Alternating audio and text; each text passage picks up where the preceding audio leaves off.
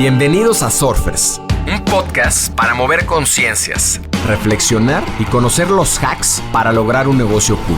Queremos hacer fácil lo difícil, platicar de cómo surfear las olas del emprendimiento y ser una alternativa para la creación de riqueza.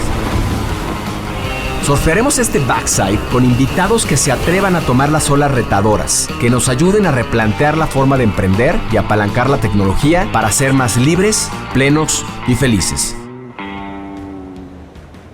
Si el producto no es el diferencial, la persona es el diferencial, Roger. Soy un convencido de eso. De que no se trata de lo que vende, sino de cómo lo vende y de quién lo vende. Pero yo creo que cuando uno tiene una misión y un propósito y un significado de por qué hace las cosas, lo disfruto mucho. Y yo creo que ahí es cuando uno saca justamente esa energía. Bien Pensado es nuestra empresa en la cual lleva 14 años. Básicamente lo que hacemos es brindar herramientas para los negocios. Lo primero es entender si es el cliente para uno. Es decir, en mi experiencia uno termina compitiendo por precio, por querer convencer al cliente equivocado. David Gómez nos comparte su experiencia con más de 800 pláticas y 7 libros sobre la importancia de la diferenciación y el servicio. Desde historias personales hasta casos de investigación, ilustra cómo sí es posible diferenciarse aun cuando parezca que no hay mucho que hacer. Nos cuenta cómo el propósito es fundamental para poder entender en qué somos relevantes para nuestros clientes y que sí vale decirle a un cliente que no. Le encanta charlar con el director general de una multinacional, pero también disfruta mucho compartir con el taxista de una ciudad desconocida y conocer más sobre su mundo y su forma de ver las cosas. Trabajó para multinacionales, pero también tuvo su faceta de yogui meditativo y descubrió su pasión por evitar a toda costa la muerte de las empresas por no saber diferenciarse y vender bien. Es empresario, conferencista y tiene bastante de actor.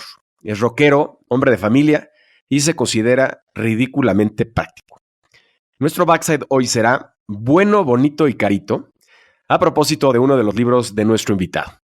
En esta ocasión nos acompaña David Gómez, autor de 7 libros, entre ellos Negocios Inmortales, Yellow, Detalles que Enamoran, Bueno, Bonito y Carito. Es entrenador de la ONG norteamericana Vital Voices, con quien ha entrenado a más de 150 mujeres empresarias en 55 países y 5 continentes. Cuenta con más de 15 años en trayectoria en empresas como Coca-Cola, DuPont y Grupo Latino de Publicidad. Además de ser conferencista internacional con más de 800 pláticas en más de 16 países. Bienvenido a Surfers, mi querido David. Muchas gracias, Roger. No, con esa introducción quedé emocionado y todo. El ojo aguado ya. Acabamos, ¿no? Acabamos. Ya. Perfecto, gracias. Eso. Gracias. Si 2 personas diferentes te venden un limón muy parecido al mismo precio, ¿cuál comprarías y por qué? De la persona más amable, que sonría más, con la que genere más empatía. Si el producto no es el diferencial, la persona es el diferencial, Roger. Soy convencido de eso, de que no se trata de lo que vende, sino de cómo lo vende y de quién lo vende. Tal cual. ¿Cómo haces para dar 100 conferencias anuales en diferentes países? Yo creo que es parte un poco de la pasión de la causa, de generar esta empatía en la gente, estos choques eléctricos, ¿no? Yo creo que cuando uno hace las cosas de manera distinta, en mi caso, que es toda una puesta en escena, toda una obra, todo un proceso, genera empatía, genera referidos, genera que la gente quiere un poco más de eso. Entonces, así es como siempre surgen oportunidades y bueno, es maravilloso poder tocar la vida de tantas personas en tantos países, con tantas industrias. Además, aprende uno muchísimo, Roger, de cada sector, de pasar de seguros a la banca, a la parte médica, a cementos, a automóviles, etcétera. Y va uno encontrando como factores comunes. Pero es maravilloso poder hacer esto con tantas compañías. ¿Y cómo aguantar ese ritmo? Yo te conocí justo en Los Cabos con tu esposa Ana y digo, básicamente pasarte una tercera parte del año viajando y hablando con gente desconocida, ¿cansado? ¿Difícil? ¿Retador? Sí, total, Roger. Es físicamente muy agotador, pero yo creo que cuando uno tiene una misión y un propósito y un significado de por qué hace las cosas, lo disfruto mucho. Y yo creo que ahí es cuando uno saca justamente esa energía de que cada vez es una experiencia distinta para las personas. Y eso es muy lindo porque para uno puede ser la vez número 500, pero para esa persona que está al frente es la primera vez. Y eso hace esa circunstancia diferente, ese evento diferente, el poder compartir con más personas, además que uno siempre aprende algo. Entonces, sí, indudablemente físicamente es desgastante, pero tiene un gran premio y es de verdad poder aprender de la gente, poder nutrirme de historias, la gente se me acerca y me dice, mire, usted habló de esto, a mí me pasó esto otro. Entonces siempre estoy como documentando casos y es maravilloso, maravilloso. Yo creo que uno se nutre mucho de la gente también. Cuéntanos qué es Bien Pensado y en qué consiste tu negocio. Bien Pensado es nuestra empresa en la cual lleva 14 años. Básicamente lo que hacemos es brindar herramientas para los negocios. Hoy en día yo diría nuestro principal producto son las conferencias como capacitaciones. Hacemos algunos workshops eventualmente, tenemos los libros y básicamente creamos contenido gratuito que la gente puede utilizar, puede aplicar, puede trabajar.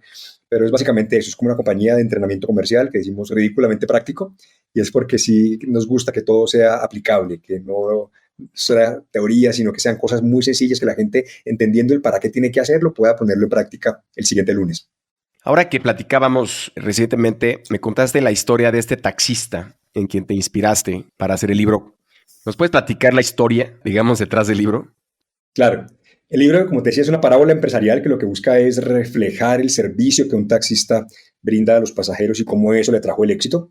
Y todo esto partió, Roger, de un taxista que conocí en la ciudad de Cali, en Colombia, donde distinto a lo habitual, que llega uno y sale del aeropuerto y el taxista en muchos casos no está allí esperando, sino que está afuera para no pagar el parqueadero y que llámeme cuando aterrice para yo ahí ir a recogerlo.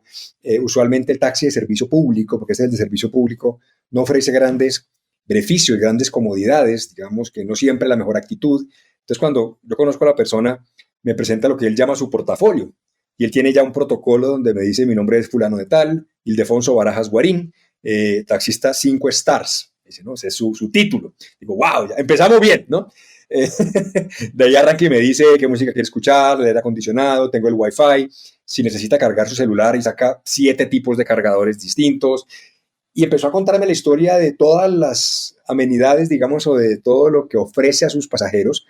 Y me llamó la atención inmediatamente porque además usar como analogía un taxista, que es un servicio que todos conocemos, que más competido no puede estar, que la reputación no es la mejor. Y él me decía, tengo 2.000 personas en mi base de datos de mi celular, que ya casi que no tengo que salir a buscar pasajeros porque me llaman todo el día, porque he sido tan memorable con mis pasajeros que no solamente repiten conmigo, sino que me recomiendan. Entonces dije, esta es la analogía perfecta para yo demostrarle a las organizaciones, a cualquier tipo de negocio, si un taxista lo logró, poniendo de su bolsillo, haciendo la diferencia en un mundo hipercompetido, ¿qué puede hacer usted? Entonces, de ahí fue que surgió toda esta idea y toda esta analogía de cómo él tiene un propósito, él quiere, además, digamos, él me decía, y que es parte, y está en el libro, es el propósito de un taxista no es llevar al pasajero de un lugar a otro, no es que el pasajero llegue a su destino. Decía, mi propósito es que el pasajero llegue feliz a su destino. Entonces, cuando hay una palabra que cambia absolutamente toda la misión de vida, y eso hace que cree un modelo de negocio completamente diferente, alineado con eso, entendiendo que esos 20, 30, 40 o 50 minutos que alguien pase dentro de su taxi tienen que ser un momento extraordinario para que la gente llegue recargada a su casa a jugar con sus hijos en la noche, o si alguien va para una cita médica, que le baje la ansiedad, que llegue tranquilo, tiene mucho más sentido. Entonces, cuando uno piensa en algo tan básico como el servicio de taxi público, Roger, y eso lo extrapolas a cualquier trabajo, tiene mucho más significado. Si es solamente trasladar a la gente, no. ¿Para qué estamos acá? Entonces, me sirvió mucho y fue como lo terminé utilizando para evidenciar el propósito superior, ¿no? Y cómo uno puede exceder expectativas y cómo dar esa milla extra, cómo la preparación, él es certificado en guía turístico, en primeros auxilios, tiene una serie de protocolos, es decir, había muchos de los elementos que él hacía que me encajaban perfecto para usarlos como analogías en diferentes organizaciones. Y de hecho, muy lindo porque decidí hacerlo como una historia, como un cuento, con un taxista además es porque necesitaba que el mensaje llegara a toda la organización, desde el nivel más básico hasta la cabeza, y algo con lo cual la gente se pudiera relacionar en un lenguaje sencillo, pero absolutamente poderoso. Y esa fue la idea detrás de ese libro. Tiene banda sonora y todo. Qué increíble que el propósito, como dices tú, de algo tan sencillo como un servicio de taxi, pueda abarcar tantos mercados, porque el que sube el taxi realmente es cualquier persona, cualquier profesión, cualquier edad. Y ese propósito tan universal puede ser tan poderoso para prácticamente tener un público cautivo, ¿no? A través de su lista de contactos. Increíble historia. Claro, y de hecho una de las analogías más poderosas, Roger, digamos, la charla de ese libro se llama Actitud Yellow, y para mí el gran mensaje es, uno es el mayor diferencial y su actitud es el mayor diferencial, que es lo que él hace, digamos, y uno mira y el taxi de él no es el más lujoso, no es el más moderno, pero se esmera tanto que mi analogía era esa, es independiente de las circunstancias, en vez de salir a hacer huelga y pelear contra las plataformas digitales, ¿por qué no busca formas de enamorar a sus clientes, de hacer las cosas diferente, de tener un servicio extraordinario? Y esta es una muestra de la vida real de que se puede lograr. El limón, ¿no? El limón. Taxis hay miles, sí, seguramente, pero personas como él, no. David, ¿cómo es que te vas a meditar 8 meses? ¿Qué pasó? ¿Qué descubriste? ¿Por qué fuiste? La verdad es que fue un poco como de carambola ahí la cosa. Cuando yo terminé la universidad, Roger, quería ir a estudiar inglés. Yo venía de un colegio jesuita que no era bilingüe. Hice mi carrera y sabía que el inglés era muy importante, pero pues dije, bueno, aquí ir a estudiar afuera, pero era muy costoso. Entonces una amiga me dice, ya encontré la universidad perfecta a la que podemos ir. Me dice, le digo, listo, de una. Me dijo, no, además la podemos pagar, está bien chévere, le dan a uno una beca. Dije, bueno, no, buenísimo. ¿Y qué hay que hacer? Me dijo, lo único es que toca hacer meditación trascendental. Como, se me da en la secta y dije, uy, Dios mío, lo que toca hacer para aprender inglés, ¿no? Resulta que terminé, digamos, con una iniciación en este proceso, nada pues extraño, pero sí tocaba aprender el método de meditación trascendental, donde te asignan un mantra, y es una universidad basada en la meditación. Fue fundada por el Maharishi Mahesh Yogi, donde en la universidad, toda la universidad meditaba 2 veces al día, en la mañana y en la tarde, en unos grandes domos. Entonces, yo recibía en la tarde clases de inglés, programa especial, y en la mañana trabajaba en la panadería, en la cocina, en diferentes secciones, y entonces digamos que eso te daba media beca. Pero pues digamos que terminé no porque haya buscado ese tipo de universidad, que fue una maravillosa experiencia, sino estaba buscando un lugar donde estudiar que pudiera pagar, y bueno, si toca meditar, meditamos, y terminó siendo la verdad algo maravilloso. Conocí gente extraordinaria de todas partes del mundo que llegaban con esa filosofía. Probablemente más práctico que el Angelus, seguramente. Sí, no lo sé. En la escuela jesuita. El libro de Brands of Endearment se publicó precisamente para hablar de estas empresas y hacer un estudio sobre las empresas con propósito. Y dice que aquellas empresas que tienen un propósito, digamos, bien definido, generan un valor percibido al cliente que es reconocido por las tribus o comunidades interesadas en estos productos y que están dispuestas inclusive a pagar más por los mismos, digamos, comparándolos contra otros en el mercado. ¿Deben las marcas enfocarse en atender nichos y comunidades y dejar de preocuparse por los mercados abiertos? Yo creo que depende mucho, Roger, de la organización también. Yo creo que los grandes mercados en la mayoría de las industrias están prácticamente tomados. Uno mira y en cualquier sector son oligopolios. Son 4 o 5 compañías dueñas del 80% de los negocios en cualquier gran mercado masivo. Llámese telecomunicaciones, bancas, seguros, automóviles, etcétera. Usualmente son oligopolios. El enfocarse en nichos o no, yo creo que depende mucho no solo del propósito, sino obviamente de en dónde tengo yo posibilidades de diferenciar. Y ahí es donde uno tiene que identificar. Yo sí creo, soy un gran, digamos, ferviente creyente de los segmentos especializados o de la especialización, especialmente para compañías que no son multinacionales, sino compañías medianas o compañías pequeñas, que tienen la oportunidad de servirle mejor a un grupo de clientes y que esos mercados no son lo suficientemente atractivos para otras empresas como para que puedan meterse allí, pero además son suficientes para las expectativas que un empresario pueda tener. Yo creo que eso atrinchera un poco porque le permite a un negocio servirlo mucho mejor que otra compañía mucho más generalista. Es mucho más fácil posicionarse en para qué es el negocio, a quién le sirve, cómo funciona, en la medida que uno tenga muy claro a quién se dirige, qué le resuelve y cómo se diferencia de los demás.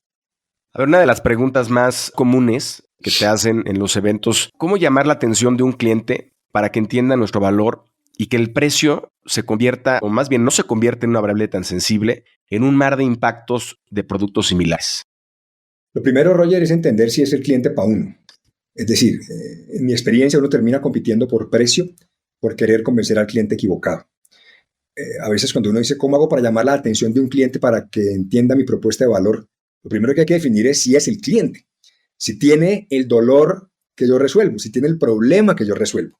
Suena obvio, pero es que a veces yo veo muchas compañías disparando con perdigones y a lo que se atraviese le arrancan el omoplato, lo que pasa, sin identificar si realmente es tal para cual. Y yo creo que eso implica un gran riesgo, porque uno no es para todo el mundo, no puede garantizarle el éxito a todos los clientes, no le sirve a todos los clientes, la expectativa de todos los clientes no es la misma. Entonces, yo creo que la mitad de la tarea de ser atractivo para un cliente radica en identificar el cliente correcto. Si el cliente tiene la necesidad que yo resuelvo, yo la resuelvo diferente, el nivel de atracción y de afinidad va a ser mucho mayor. Entonces, para mí, más que un tema de visibilidad, de exposición, es de relevancia. Y es qué tan importante es lo que yo le estoy ofreciendo a un cliente y qué tanto eso le pega a esa necesidad y que probablemente ese cliente no la ha podido resolver de la mejor manera con las opciones que hay en el mercado. Pero yo creo que parte mucho de eso, de la relevancia que genera uno para su cliente y de cómo esa diferenciación que hemos hablado le permite al cliente sentir que uno resuelve eso mejor que otros que dicen vender lo mismo que uno. Y ahí yo creo que está en gran medida esa razón por la cual un cliente lo escoge a uno en vez de otro. En este tema del precio hay un concepto muy estudiado del valor percibido del cliente, que este valor percibido implica en esta evaluación que hace el cliente de los beneficios que va a tener. Por un lado, desde el punto de vista físico, el otro es lógico y el otro es el emocional. Este enfoque integral le permite al cliente poder entender y poder asimilar y llegar a una percepción de valor. De hecho, hay una formulita, ¿no?, que habla de el beneficio percibido del cliente menos el costo percibido del cliente es el valor percibido del cliente. Aquí la pregunta es, ¿esto quiere decir que podríamos vender aire a un cliente si logramos desarrollar bien esta ecuación de percepción de valor? Pues se venden piedras como mascotas, Roger. No sé si conoces el caso, pero se llama Pet Rock. La puedes buscar posteriormente. Te venden una piedra como mascota y venden miles. Para mí eso es el nirvana, es decir, nirvana no solo si sea la palabra, pero la máxima expresión de que realmente es cómo se plantea que algo resuelve para la gente. Y entonces todos los argumentos de esto son, no tiene que gastarle tiempo, no tiene que gastarle veterinario, siempre está allí, además viene en diferentes formas. Bueno, es toda una cultura, se llama Pet Rock. Si uno piensa en eso, obviamente siempre conecta con una necesidad, ¿no? Y si alguien considera que eso es realmente lo que le suple algo, ahí estará, ¿no? Y esa percepción de valor no siempre es igual para todo el mundo. Depende un poco las expectativas de cada uno, la historia de vida, las experiencias previas, todo lo que para cada cual represente. Porque el mismo producto para alguien puede ser absolutamente irrelevante y para alguien puede ser maravilloso. Yo alguna vez hablaba de eso en un artículo, decía, yo soy muy fan de un grupo de rock que se llama Kiss. Los he visto muchas veces, etc. Y yo decía, yo por una boleta de primera fila con Kiss me parece lo máximo, pero si yo se la regalara a mi mamá, me va a decir de pronto no gracias. Entonces yo decía, ¿cómo el mismo producto para alguien no significa absolutamente nada y para alguien es la vida entera? Entonces a veces el problema no es el producto, es para quién lo queremos vender que realmente le asigne ese valor. Ahí es cuando se vuelve un valor percibido, que para mí es importante. Pero hay cosas por las que yo digo, yo por ejemplo no pagaría por un reloj lujoso de marca que costara $50,000. Para mí no uso, de hecho. Es irrelevante. El mismo producto para alguien es como, wow, aspiracional, etc. Entonces, no es tanto el objeto, el servicio, el producto per se, sino lo que eso representa para alguien. Entonces, lo que uno tiene que buscar es, de hecho, en el libro Negocios Inmortales, hablaba en un capítulo de que siempre somos de primera necesidad para alguien. Entonces, cuando uno entiende para quién soy de primera necesidad, ese es mi mercado. Porque hay gente que va a decir, nice to have, pero no. Hay otros que no puedo vivir sin usted. Documenté casos durante la pandemia incluso que una empresa disparó sus ventas vendiendo carritos de colección, de estos chiquiticos como los Matchbox, ¿no? Y me decía, nunca en la historia ha vendido tanto. Cuando aparentemente no es un producto de primera necesidad, cuando aparentemente es algo que no genera ningún valor, pero para alguien es importante, por alguna razón, como el Pet Rock, ¿no? Como unos trompos que vi una vez, ¿no? Trompos se llama también en México, los que dan así vueltitas. Estos son como de aluminio y tenía una serie de atributos como de 15 puntos de por qué debió usted comprar el trompo. Y al final decía, ¿cómo no he comprado un trompo en mi vida antes de estas características? Estoy atrasado. Todo depende de lo que es importante para cada uno. Entonces, en términos de valor percibido, sí, yo creo que son esas dos palabras las claves. Lo primero es, ¿a qué le asigno yo valor? Concierto de Kiss, yo versus mi mamá, no pasa nada. Y segundo, la percepción. Y es para uno percibirlo, y aquí esto es un mensaje más para las marcas, hay que comunicarlo, hay que evidenciarlo, hay que manifestarlo, hay que expresarlo, para que la gente empiece a asignarle esos valores y decir, me gusta lo que escucho, me gusta lo que veo, es importante para mí, es cierto, me da tranquilidad, me da esto, me da lo otro, según lo que me esté vendiendo. Entonces, definitivamente sí, creo que puede construirse, sin embargo, podría uno vender aire a aquellos que valoren el aire que están comprando. Ahora que mencionabas el nice to have, me viene a la mente, esta palabra, frase era muy usada antes, sobre todo en un contexto cuando las comunicaciones no estaban tan abiertas ni tan pulverizadas. Siempre tenía esta discusión de producto y decías, no, esto es un nice to have. Hoy creo que un poco, regresando a mi pregunta, el tema de las tribus y las comunidades toma relevancia por la profundidad que tienen los canales de comunicación. Es decir, esta piedra probablemente no se hubiera podido vender igual si no existieran estas redes sociales y esta subsegmentación y esta capacidad de llegar a esta gente y probablemente en un clic poder obtener la piedra. De acuerdo. Indudablemente eso permite la exposición para generar esa percepción y obviamente los canales, y como tú dices, la pulverización, me gusta mucho esa palabra, es muy descriptiva. Cada vez más son pequeños fragmentos con intereses muy particulares para cosas muy particulares y definitivamente si no hubiera existido esta explosión de canales y de vehículos para llegar a la gente, yo creo que difícilmente hubieran logrado crear esas tribus, porque no hubieran llegado a la misma cantidad de gente. Que esto, si uno evoca antes de las redes sociales digitales, era cuando tenías el club de fanáticos de avistamiento de aves y se reunían en algún lado y salían a caminar con los binóculos, mismo principio. Pasa que estaba más enfocado en regionalidades y en ubicaciones geográficas. Llegaban a haber algún tipo de comunidades. Yo, por ejemplo, estaba viendo la National Speakers Association, de la que hago parte en Estados Unidos, lleva 50 años.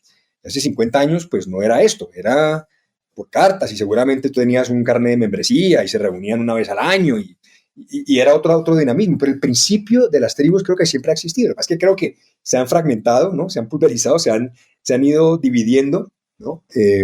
Con lo cual definitivamente ya los segmentos son mucho más específicos. A mí, por ejemplo, me da mucho coraje ver estas realidades de algunos que quieren empezar a emprender y se meten normalmente a negocios de poca dificultad, digamos, de acceso, ¿no? Ejemplo, un café. Estos cafés terminan tristemente cerrando pronto, precisamente desde mi óptica, por no necesariamente entender su plan de negocios, pero también porque no están siendo diferenciados de una manera puntual. Ahora que hablabas de Kiss, se me ocurría, ¿no? Imagínate un café de fanáticos X. No sé si dé para eso, pero... Sí, no, claro.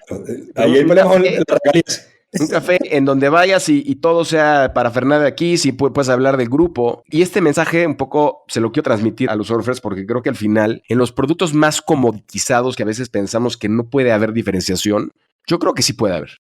De hecho, me encanta ese ejemplo, Roger. Conocí un caso y escribí un artículo de eso, un restaurante en Ámsterdam. Se llama Mothers y es un homenaje a las madres.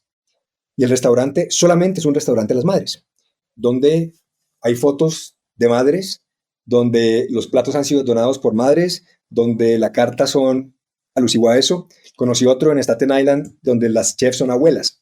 Y el gran diferencial es ese, las chefs son abuelas de diferentes nacionalidades. Siempre una italiana, pero a veces hay una de Hong Kong, de Perú, de Indonesia, etc.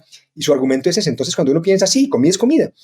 Y comida italiana, imagínate. De hecho, estaba investigando en TripAdvisor, en Staten Island hay 134 restaurantes italianos, en una isla de 500,000 habitantes. Pero hay uno, vive sold out. Y es porque su argumento de diferenciación es que las chefs son abuelas. No tiene nada que ver con la comida, por supuesto es buena, pero mírate tú la evocación de comida de abuela. Es como en Ratatouille, cuando llega y se hace como... Así todo. ¿Te acuerdas de tu infancia? Algo así. Entonces mira que siempre es posible. Y tal cual el caso del café. La gente cree que solo montar el negocio es el éxito. No. Montarlo para hacer más de lo mismo es el fracaso. Justamente. ¿Por qué te molesta tanto que la gente negocie una artesanía? Porque no es darle valor al trabajo de la gente. Yo creo que, y en particular en ciertas circunstancias, con la necesidad no se negocia, Roger. Es diferente. Siempre he pensado eso. ¿Por qué vas a un almacén de decoración muy elegante en un shopping mall y ahí no pides descuento? Pero la persona que está en un bazar o en una feria artesanal sí le pides descuento, ¿no? Entonces, para mí es un tema de principios de por qué en el gran almacén no pides descuento y por qué aquí sí pides descuento. Y también tiene que ver mucho un poco la causa de por qué hago lo que hago es artillar a la gente para que tenga argumentos para defender su valor, ¿no? Y de hecho hay un caso muy interesante en México que vi de experimento social, donde empezaron a decir los artesanos a la gente que se les acercaba, en vez de decirle cuánto costaba, les decían cuántas horas se habían gastado haciéndolo. Entonces le decían, esta pulserita fueron 4 horas de trabajo. Esto tal, fueron tal hora. Entonces cuando ya lo ponías en términos de horas de trabajo, la percepción era completamente diferente. Alguna vez me dieron una cruz lacada en Chiapas, de hecho, y decía, artesana Graciela Pérez, tiempo de elaboración 8 días. Solamente con eso, ya la percepción de valor hacia así. Ya no es un commodity, ya no es un producto hecho masivamente en una fábrica. Ya te dan un nombre y te dicen cuánto se demoró la persona haciéndolo. Entonces creo que es un poco de equidad también, y sobre todo en Latinoamérica estamos tan acostumbrados al cuánto y por qué tan caro, y en cuánto me lo deja, y está muy caro, y está muy caro. Y yo creo que finalmente los pequeños negocios, y si hablamos de los artesanos o de muchos similares, son la base de la sociedad. Entonces, si estas personas no logran vender dignamente, tener prosperidad en sus hogares, pues seguimos en una espiral.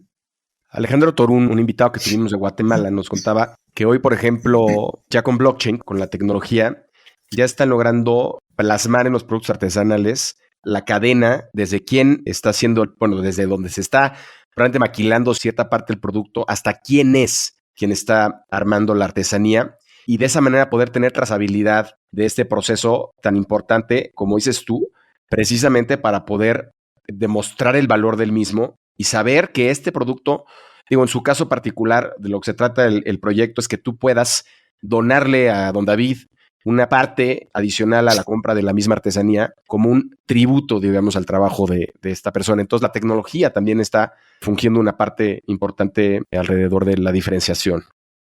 Qué interesantísimo. Luego sí me gustaría conocer el caso. Me parece súper interesante ese proceso. Te lo presentamos con mucho gusto. Como creo que una pregunta clave, y esta me la hacen muchos empresarios y emprendedores, es cómo le pones el precio a tu producto o servicio. Es decir, hay N cantidad de teorías en las que te enseñan en la escuela, ¿no? Costo más margen. Me acuerdo de un evento al que fui que decía, les vamos a presentar de manera así, presentación VIP, el mecanismo, la ecuación que se llama DSP para que puedan ustedes armar las cotizaciones de sus clientes, ¿no? Ya pues, llegamos muy interesados a ver. Y entonces, primer slide, les vamos a explicar de qué se trata esta metodología DSP, ¿no? Depende el sapo la pedrada. O sea, entonces, hay muchas formas en las que puedes tú armar el precio de tu producto, pero es una pregunta de las más complicadas. Si tú te metes al marketing de una de las empresas importantes, seguramente empezarán a hablar de elasticidad de la demanda y una serie de conceptos más teóricos y más económicos. ¿Cuál, en tu experiencia, es la mejor forma de hacerlo? Pues mira, Roger, no sé si es la mejor forma, pero por lo menos para mí es la más práctica, la más evidente, lejos de estas teorías, y es volviendo un poco al tema del valor percibido. Y es frente a otras opciones que tienen los clientes, qué están recibiendo por cuánto dinero, y en mi caso, qué están recibiendo por cuánto dinero. A veces creo que uno como empresario se enamora mucho de su producto, o al contrario, subvalora su producto, pero no puede tener, yo creo, ese componente emocional personal, sino es desde el punto de vista del cliente, qué opciones tiene, cuánto cuestan estas opciones, qué ofrece cada una, o cuál es el alcance, y con base en eso yo digo, mi alcance es mayor, mi propuesta más robusta o menos robusta, y ahí es donde uno empieza a ver dónde se ubica. Porque al fin de cuentas, para mí, y es uno de los puntos importantes en Bueno, Bonito y Carito, es el precio es una relativa percepción de valor. La gente está dispuesta a pagar tanto como considere que está recibiendo a cambio. Y eso que recibe a cambio no es solamente funcionalidades de un producto, es la reputación de la marca, es la experiencia postventa, es otra serie de elementos, es la responsabilidad social que hablábamos ahora, el propósito de esa marca, es qué tan responsable ambientalmente puede ser, la huella de carbono, etcétera. Hay muchos argumentos donde al final del día todo esto junto es lo que el cliente le da un valor y dice, oiga, yo admiro mucho esto y creo que este producto estoy dispuesto a pagar esto. Y yo creo que para uno establecerlo es eso, y es todo lo que yo estoy dando versus lo que existe, cuánto debería costar. Porque ¿cuál es el problema, Roger? Es que a veces hay compañías que pues están generando más valor que uno y cuestan lo mismo que uno. Te van a ser más atractivas. Porque dicen, mire, es que si yo le compro a este, me da más garantía que usted. El resto de variables están iguales. Entonces, para mí el precio debería ser una correspondencia a un cúmulo de beneficios que yo le entrego a un cliente que recibe de mí, que es toda la propuesta de valor, justamente, esto cómo se compara frente a los demás. Porque pasa mucho también que es el malito, feito y carito, ¿no? Donde uno dice, hay gente para mi gusto que sobreprecia sin merecerlo. Entonces, ahí estamos en el peor de los mundos, porque es como si tú vas a un hotel 5 estrellas, pagas un dineral y te atienden mal. Entonces dices, no debería pasar. Es esta, digamos, distorsión en la propuesta de valor versus lo que estás cobrando. Pero para mí es eso, es identificar qué hay en la calle, qué ofrece cada uno y cuánto cobra cada uno. Entonces, yo creo que uno puede cobrar más si considera que genera más valor que el otro.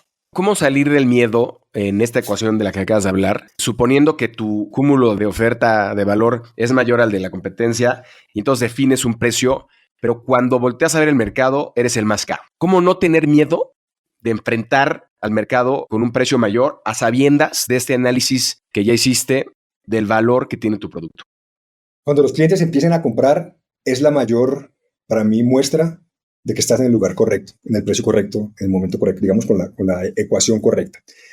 Yo creo que lo que le quita a uno el miedo, Roger, es entender realmente qué ofrece la competencia y darse uno cuenta que puede tener una oferta mucho más robusta.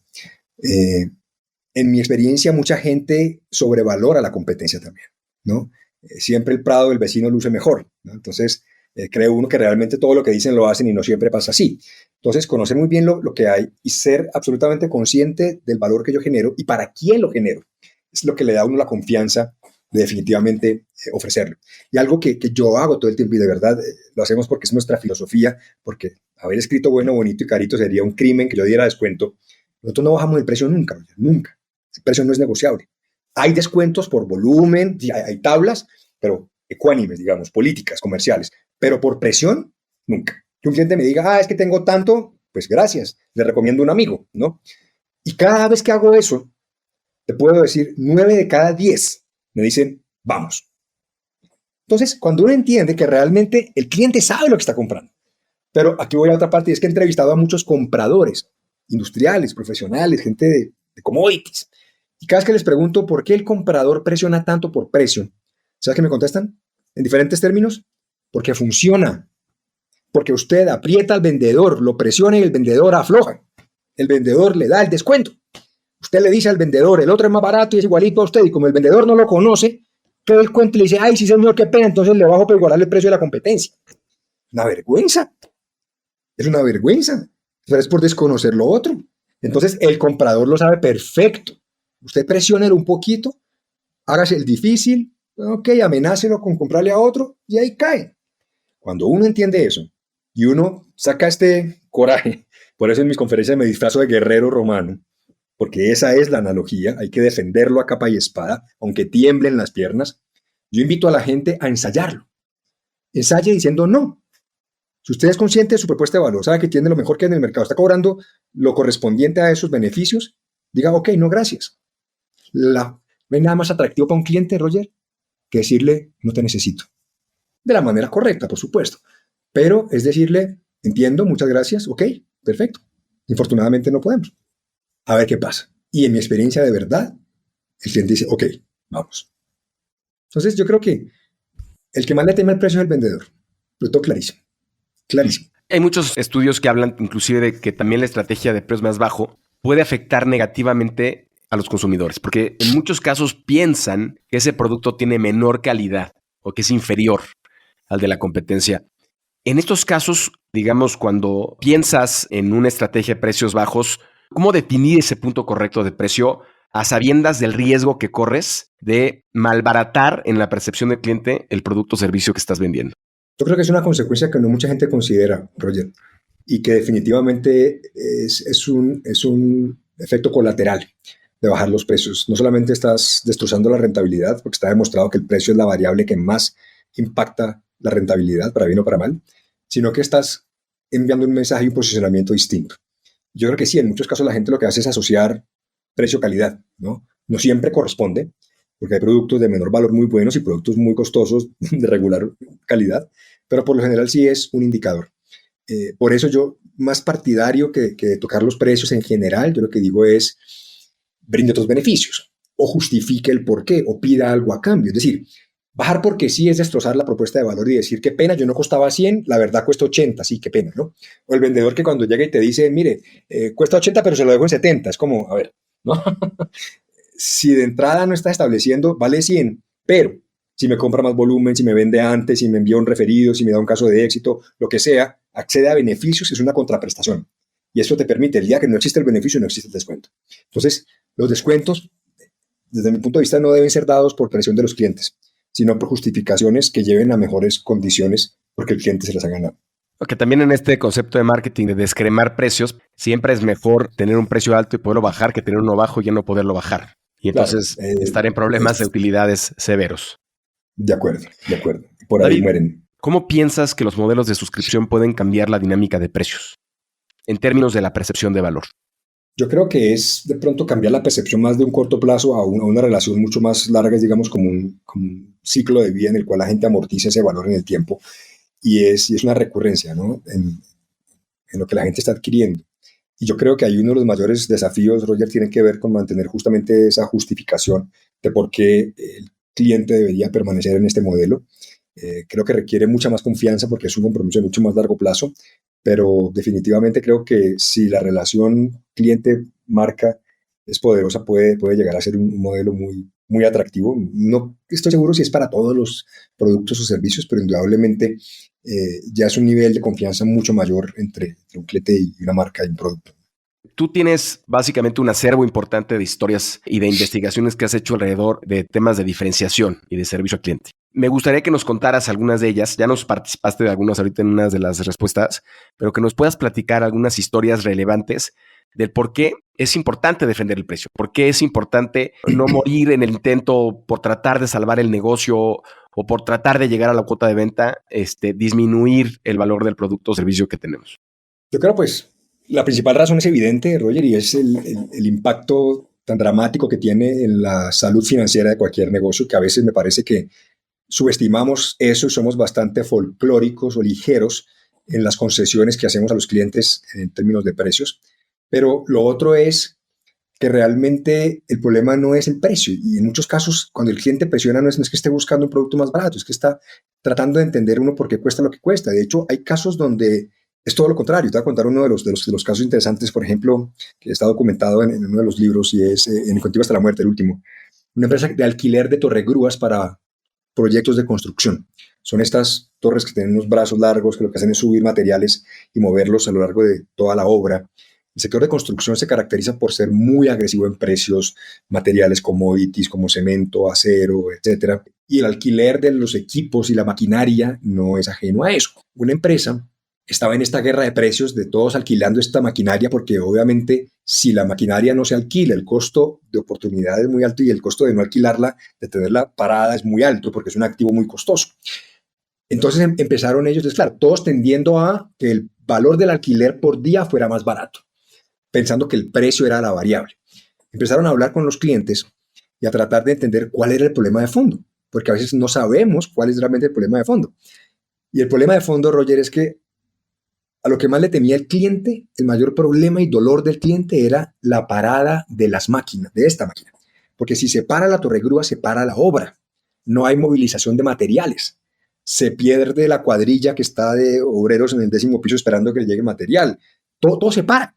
Entonces, cuando tú te pones a pensar cuál es el riesgo de no estar contigo, el problema no es el costo del alquiler, es que se pare la obra. Entonces esta compañía se enfocó, creó un concepto que se llama Sin Tiempo Perdido, donde le promete a sus clientes que mis máquinas van a estar operando por encima del 97% del tiempo. Que si están por debajo, yo le devuelvo dinero.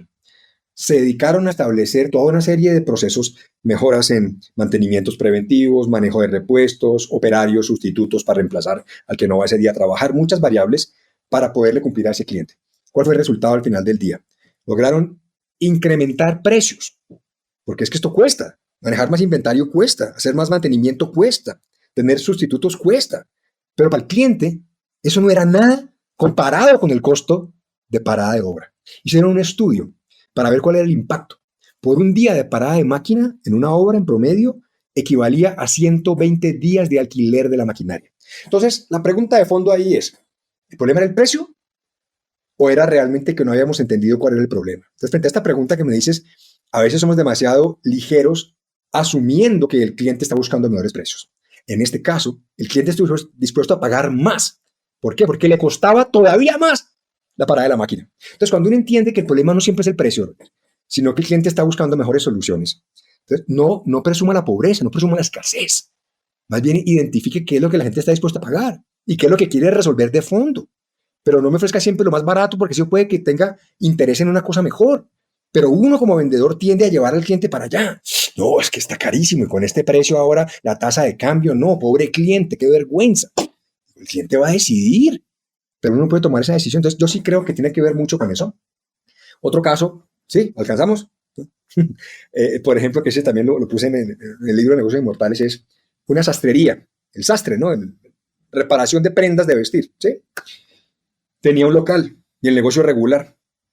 Y lo que decide es cerrar la tienda y empezar a hacer servicio de sastrería a domicilio, donde en una motocicleta pone la máquina de coser atrás y hace domicilios, donde en el momento llegan a tu casa u oficina, tú sacas las prendas, te las arreglas, te las mides, todo queda perfecto, te las planchan y te vas.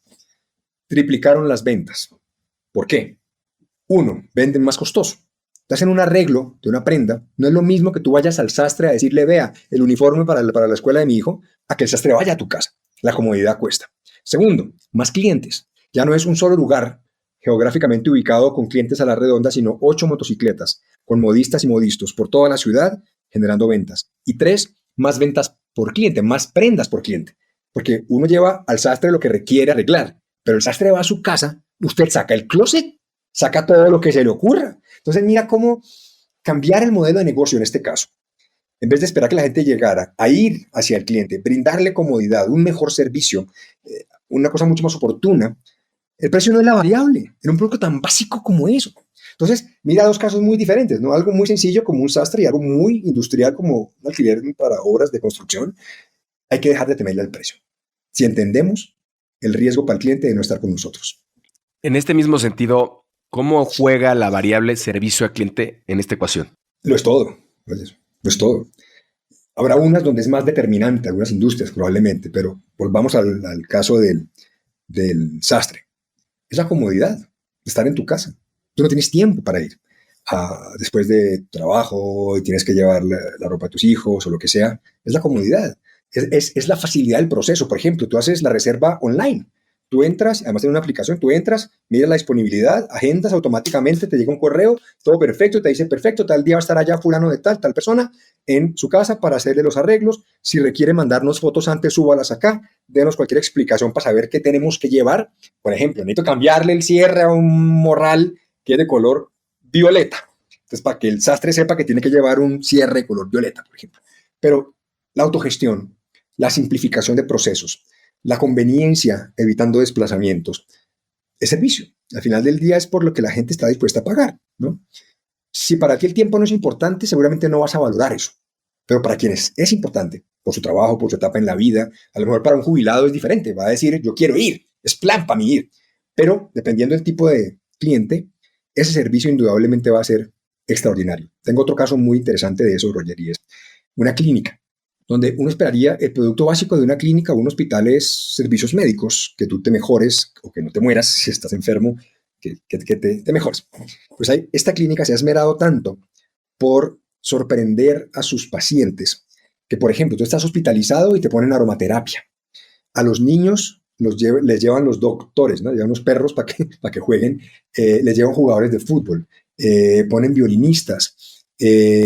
Por ejemplo, ahora en la unidad de cuidados intensivos en diciembre les llevaron Papá Noel a los padres que tenían a sus bebés en cuidados intensivos y los bebés los ponen en una bota de Navidad ahí en sus cunitas. Todo tipo de cuidados para que el paciente se sienta bien.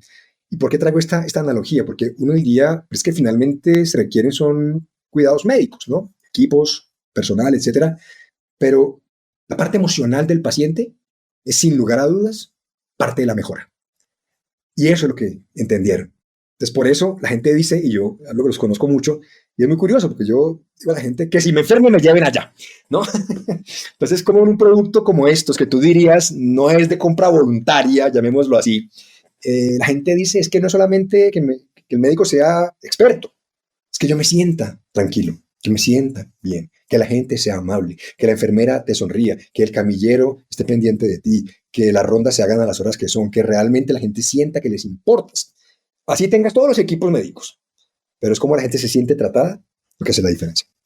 David, según la CEAP, el 45% de las empresas en la TAM sobreviven solamente 2 años o menos de 2 años.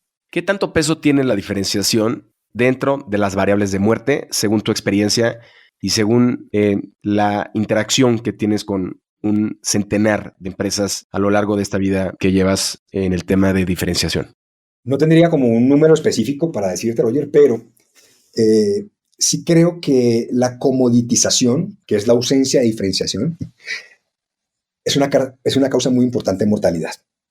Puede haber otras causas, por supuesto. Pueden haber malos manejos financieros, puede ser gastar más de lo que la compañía está generando, puede ser financiaciones inadecuadas, puede ser apoyarse en aliados estratégicos o proveedores inestables, en muchas razones, digamos. Pero indudablemente, siendo las ventas el principal insumo y el oxígeno para cualquier negocio, si la compañía no tiene la capacidad de atraer consistentemente clientes y generar este ingreso consistente, difícilmente va a sobrevivir. Y para mí, ese ingreso consistente solamente viene cuando un mercado específico o un segmento de clientes los identifica como relevantes frente a otras opciones. Y esa relevancia, para mí, es la diferenciación. Que, ojo, la diferenciación no entendida como hacer algo loco, que mi local es fucsia, ¿no? Diferenciarse tiene que ser relevante para la gente. Pero para mí la diferenciación es resolver algo distinto a lo que los demás están resolviendo. Para que un grupo de desadaptados, por llamarlo así, digamos, jocosamente, pero que no han sentido que nadie los representa ni que ninguno los entendió, esta compañía sí. Para mí eso es la diferenciación. Por eso hay una frase muy linda y yo estoy completamente de acuerdo que dice, es más efectivo ser diferente que ser mejor. Porque es que cuando no soy mejor que, estás buscando un mismo atributo, pero tratar de escalarlo. No sé, mi producto tiene mayor duración, yo doy más garantía. Es decir, todo se vuelve una escala competitiva, mientras que si tú cambias de arena y dices, yo no soy mejor que, yo soy diferente a. Entonces, allí la gente es donde está identificando una razón para preferirte y le queda más difícil compararlo. Porque es que no es solamente vis a vis en una misma escalera sobre un mismo indicador, sino que está diciendo, yo resuelvo esto diferente, si a usted le gusta bien. Vuelvo al punto de nuestro sastre a domicilio. Si yo voy a averiguar cuánto cuesta arreglar una camisa en muchas sastrerías, es comparable. Pero si no hay un sustituto para un sastre a domicilio, no hay punto de comparación. ¿Será casualidad que la empresa más valiosa del mundo dice Think Different? Sí. Un estudio realizado por Gallup, esta organización, descubrió que las empresas con empleados comprometidos son un 21% más rentables que las empresas con empleados no comprometidos. ¿Por qué y qué correlación podría tener con el precio, aun cuando este pueda ser más alto que el de la competencia? Yo creo que, y ahí nos vamos mucho, por ejemplo, al concepto de detalles que enamoran, Roger, la experiencia del cliente, en mi experiencia, depende de dos cosas, de la gente y de los procesos. En los procesos metemos temas de tecnología, autogestión, etcétera, pero indudablemente la gente termina con un rol muy importante en la percepción de valor de los clientes, porque el equipo de trabajo, los empleados, especialmente los de primera línea, son los que representan, los que materializan esas promesas que le hacen las marcas a los clientes. Si estas personas se sienten más a gusto, están comprometidas con su organización, el comportamiento seguramente va a ser más coherente con eso. Van a prestar un mejor servicio a sus clientes, van a ser mucho más acuciosos en eso, van a cometer menos reprocesos probablemente. Entonces hay una serie de gastos ocultos que cuando la gente no está comprometida, le cuesta más a la compañía y por ende termina siendo mucho más ineficiente, que a la larga termina siendo, digamos, peor para la compañía, pero creo yo que va mucho más por el lado de que una persona comprometida que aprecia lo que hace, que tiene sentido en su trabajo, entiende su rol dentro de toda la estructura y la importancia que esto genera para sí mismo, para la compañía en la que trabaja y para sus clientes, la probabilidad de brindar un mejor servicio es mucho mayor. Como lo decíamos ahora, un mejor servicio la gente lo paga. Hay una frase muy reconocida que dice, el cliente que se va por precio volverá por servicio, pero el cliente que se va por servicio no volverá por ningún precio. Entonces yo creo que definitivamente, aún en América Latina, porque creo que es diferente en Estados Unidos, pero aún en América Latina la gente está dispuesta en muchos casos a pagar más por un mejor servicio, por evitar riesgos, por evitarse dolores de cabeza. David, ¿qué papel juega la innovación tecnológica en la diferenciación? Yo creo que por lo menos en donde más la he visto es en la optimización de procesos, en la autogestión, en la precisión de la información, en la oportunidad de la información, en la disponibilidad de muchas cosas. Es decir, desde un asesor en un punto de venta que puede consultar el inventario en línea para saber si realmente tiene el producto o no tiene el producto. muchas formas en las que yo creo que si esto representa simplicidad para la gente, indudablemente es una fuente de diferenciación y muy poderosa, ¿no? Porque yo creo que a la larga es eso, ¿no? Mientras le haga la vida más fácil a la gente, más atractivo para la gente. En esta vida tan ajetreada que tienes de tantos viajes, de esta historia que platicamos al inicio, ¿qué te ha enseñado Ana, Tomás y Luciana y qué papel juegan en tu vida de emprendedor? Han sido todo, Roger, han sido mi pilar, han sido mi inspiración, han sido ese hombro y son la razón de ser, ¿no? A veces me cuesta un poco por tanto viaje, sentimiento de culpa, ¿no? De estar ausente en ciertos momentos, en ciertas fechas importantes. Trato de estar la mayor parte del tiempo, pero indudablemente en ese trabajo es vender días de tu vida, ¿no? Entonces, a veces trato de manejarlo, pero indudablemente tiene un alto costo de tiempo. Por eso trato cuando estamos, estar presente, pero indudablemente han sido la inspiración, la razón. Y yo creo que una de las reflexiones importantes es no pasarnos al otro lado a veces. Que yo creo que nos pasa como emprendedores que estamos 24/7 y que creemos que el brindarle un bienestar económico a la familia es el fin último, cuando a veces confundimos las prioridades. Y yo creo que en esta maratón y este frenesí, si no tenemos un poquito claro este balance, es muy difícil. Yo debo reconocer que a veces me cuesta porque me voy de lleno en lo que hago, como lo disfruto mucho, pero a veces el costo familiar es alto. Aunque me tocó ver al matrimonio actuar en conjunto ese día de la conferencia, me pareció una mancuerna estupenda. Sí, es cierto. David, quiero ser respetuoso de tu tiempo, ya se nos acaba este 7 olas y quisiera que compartas con nuestra comunidad tus 3 hacks o atajos para surfear las olas del emprendimiento y vivir más libres, plenos y felices. Lo primero para mí es tener el propósito claro. Y lo decías en la introducción, que lo habíamos conversado, y es para mí la inspiración es ayudarle a los negocios a seguir adelante. Me duele cuando un negocio quiebra, me duele especialmente cuando pequeños negocios no pueden vivir de lo que están haciendo. Esa es mi gran motivación, poderle dar herramientas a la gente para decirle, mire, es posible, usted puede vender a mejores precios, si usted brinda un mejor servicio, haga esto, lo otro, hay ideas, pero más que pontificar es mostrarle casos. Yo creo que eso me inspira mucho, el tener un propósito. Yo diría, no sé si es un hack, pero es mi motor y es mi gasolina. Segundo, yo creo que es tener siempre como la mira en el horizonte, ¿no? Saber realmente qué queremos, para dónde vamos, y no frustrarnos mucho porque a veces no celebramos metas volantes. A veces nos ponemos grandes proyectos, pero nos olvidamos de celebrar pequeños logros diarios, ¿no? Y estoy empezando un proceso que me cuesta mucho porque en eso no he sido muy disciplinado, pero tratar de dar gracias todos los días por algo positivo, por algo que he logrado, y no siempre estar preocupado por lo que no he hecho, por lo que no he conseguido, sino estar orgulloso de lo que he venido haciendo, sea mucho o sea poco. Y tercero, yo creo que siempre la familia es un ancla, es un ancla en la vida, porque especialmente en los emprendedores, los empresarios, somos un carrusel de emociones, somos montañas rusas, flujos de caja inciertos, nos comprometemos de alma, corazón y vida, nos cuesta separar el corazón de lo que hacemos, por algo empezamos por ahí, pero por eso creo que siempre acudir a la familia, a aquellas personas que creen en ti y que confían en ti y que saben que ahí estarán para siempre, es un gran soporte. Muchas gracias, David, por atreverte a surfear estas olas con nosotros y ser parte de este movimiento para generar abundancia con impacto. Cuéntanos, por favor, en dónde te pueden encontrar nuestros surfers. Bienpensado.com, ahí es como nuestro hub. Ahí tenemos muchísimo contenido, están todos los enlaces a redes sociales, tenemos muchos documentos descargables, herramientas, recursos, todo esto, que es un poco nuestra pasión, que son recursos de diferenciación, me gusta decirlo, para negocios inmortales, ¿no? Para que podamos seguir adelante todos. Nos encanta compartir contenido, ahí hay muchos recursos. Bienpensado.com. Esto fue Surfers y nos vemos en el siguiente short. Haz comunidad con nosotros, suscríbete en Spotify y sigue Negocios Cool en Instagram. Compártenos historias y personajes con quienes quieres conectar. Soy Roger Alarcón y recuerda disfrutar tu ola.